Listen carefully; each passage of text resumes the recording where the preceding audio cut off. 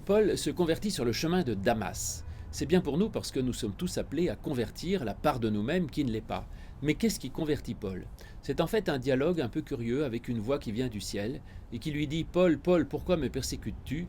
Paul répond: Qui es-tu, Seigneur? Et la voix répond: Je suis Jésus que tu persécutes. Et Paul se convertit.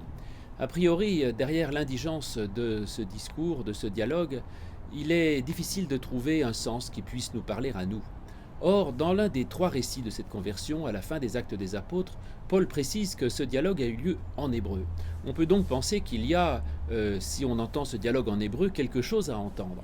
Or, en hébreu, la phrase qui convertit Paul, Je suis Jésus que tu persécutes, se dit Ani Yeshua Asher Ata Rodef, ce qui s'entend en hébreu par Je suis le salut que tu recherches. Or, Paul était un obsédé du salut. On voit dans ses épîtres, il est toujours dans la question de savoir si on est sauvé par la foi, par la grâce, par les œuvres ou par la loi. Et il va donc découvrir qu'on n'est pas sauvé par les œuvres, mais qu'on est sauvé par la grâce et par la foi en Jésus-Christ. Et ce sera pour lui une grande découverte.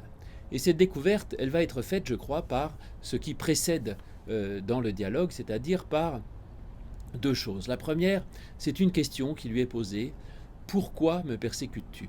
La question du pourquoi est une question souvent posée par Jésus dans l'Évangile, parce que l'Évangile n'est pas tellement une religion qui impose une morale ou une doctrine, mais qui invite plutôt à se poser des questions.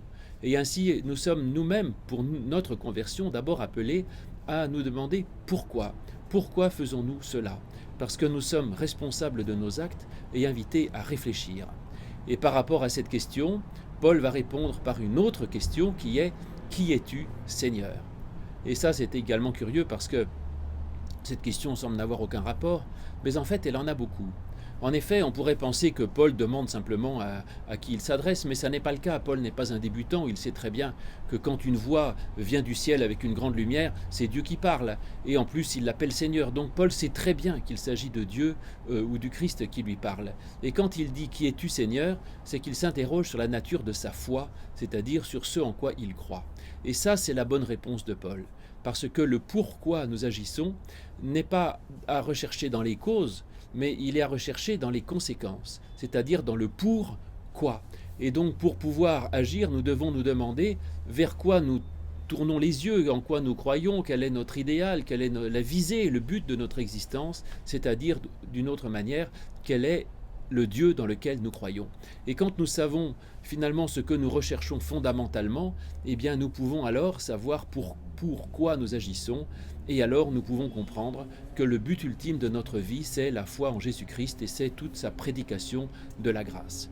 Et alors Paul dira la dernière belle chose de cette histoire, c'est « Seigneur, que ferai-je ?» Encore une question, parce que c'est bien d'avoir la foi et de savoir en quoi l'on croit, mais il est bien aussi de vouloir agir pour cette foi et de se mettre à l'œuvre. Et ça, c'est tout un travail que nous pouvons faire sans arrêt pour chacune de nos actions et tous les jours à la suite de Paul.